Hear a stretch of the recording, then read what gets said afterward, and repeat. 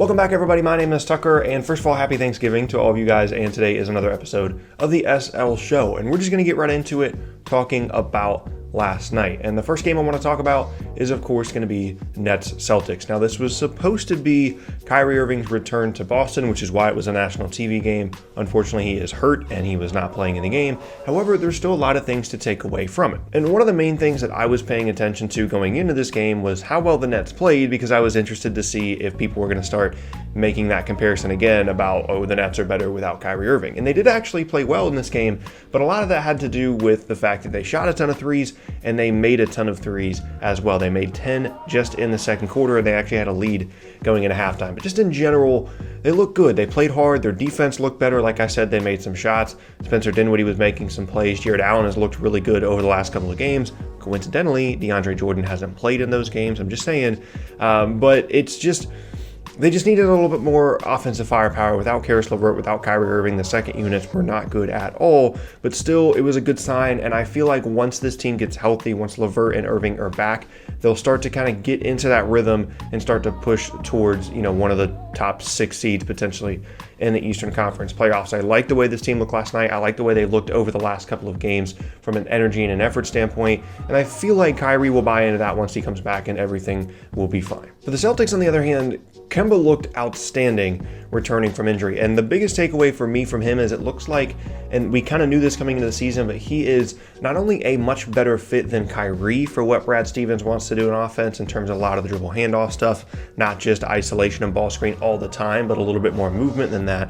But also, he's almost an ideal fit for that system. Not only is he better than Kyrie at that, but he's almost ideal for what Brad Stevens wants to do. My only thing that I would think about if I was a Celtics fan is we've never really seen what Kemba looks like in the playoffs. He's been in the playoffs twice with the Hornets, but that situation is just so tough to kind of gauge how good of a playoff player he actually is. His stats aren't outstanding, especially shooting percentages from the field, and obviously being a smaller player. It will be interesting once the postseason rolls around to see how well he plays, and that would be kind of a question mark in the back of my mind, because other than that, in terms of the Celtics, I think they're really good, and they're showing that they are going to be one of the better teams in the East this season. I still think that they have a move to make as well to shore up the 5 spot a little bit more, but once we get to the postseason, it's kind of uncertain how well Kemba's going to play, so that's the only other thing I would keep an eye on for them. Moving on now to the next game that I want to talk about from last night, and that is Pacers-Jazz. Now, Indiana actually ended up winning this game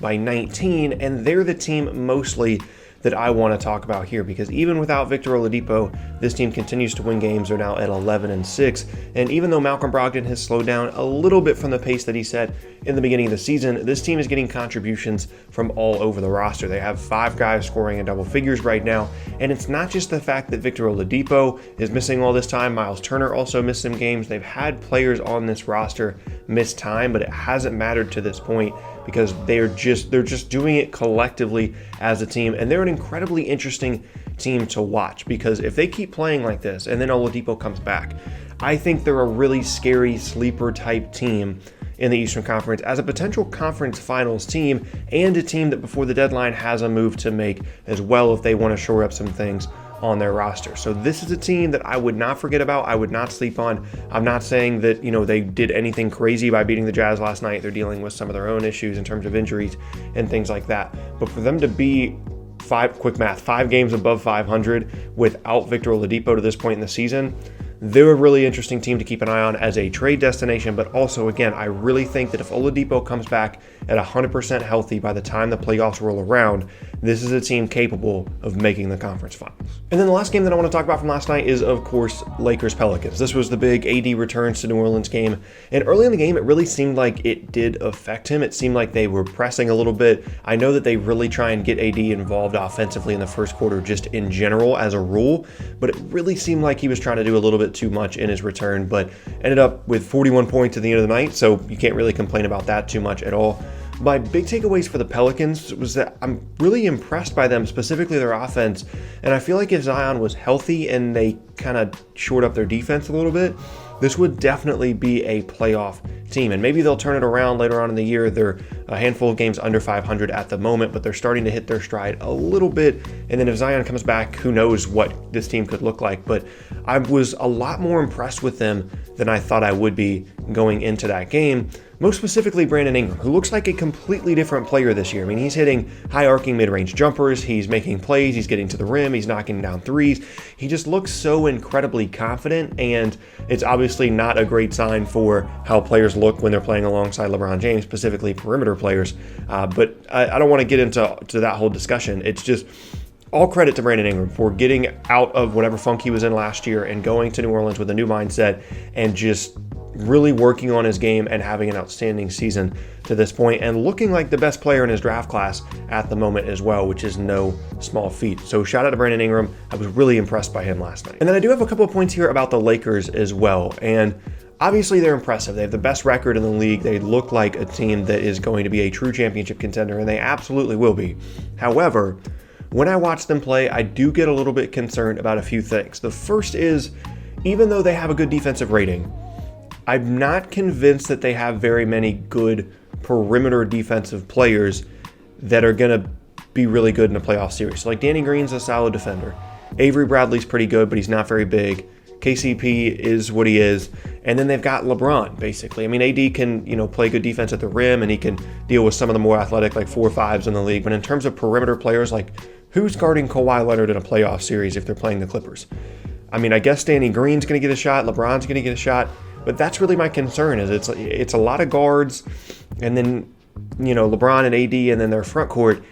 And like I said, even though the defensive rating looks really good right now, I think part of it could have to do with some of the competition that they're playing. I don't want to take away anything from how good they're playing right now, but it's just something to keep an eye on as we get further and further along in the season. And the other part of this is, I think that you can beat this Lakers team simply by just making more shots, because they're not a very good three-point shooting team. And the Pelicans were up for most of this game because they had a really good shooting night. And that would be concerning for me if I was a Lakers fan going into a potential playoff series against a team like the Rockets that's going to try and hammer that three-point advantage all the way through the playoff series. And if they shoot better than the Lakers for 4 games, then it's pretty likely that the Lakers are going to lose those games. Now, they can certainly get hot as well. They can make some shots, and they're so good inside that it might not matter in some series, and the Rockets specifically are going to have a really tough time dealing with the Lakers front court. But I just wanted to make a couple of points about how, even though the Lakers' record looks really good right now, that doesn't mean that there aren't still some relatively big concerns for this team, specifically as it relates to them potentially winning a championship. Moving on now, I want to talk about the Chicago Bulls. And this isn't necessarily about a game last night. They did end up losing to the Warriors last night, which I'll talk about in our headline of the day a little bit later on.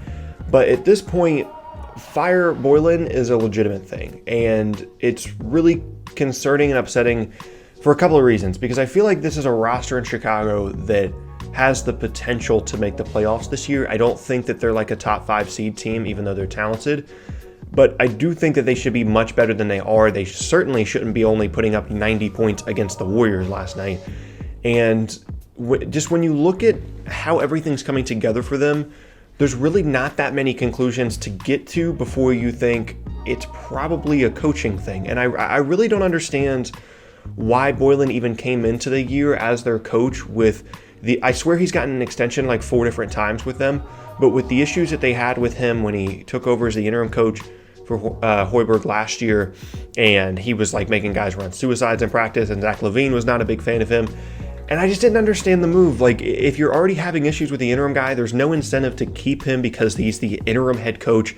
You can go out and get a handful of guys that would be better for this team than him. And it's a legitimate thing. And I don't know if it's going to happen this season, just because, like I said, I feel like they've extended him a ton.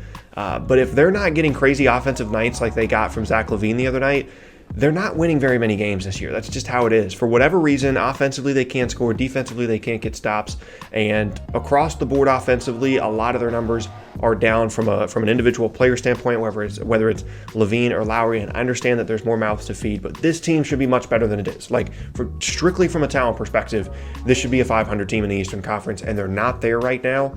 And when you're looking at possible reasons why that could be the case, coaching has to be very, very high on that list. And I'm on the fire Jim Boylen bandwagon as of right now. And then last up now is our headline of the day, and this one reads, Steve Kerr cuts his hand breaking clipboard and a rare Warriors win because of the team's cardinal sins.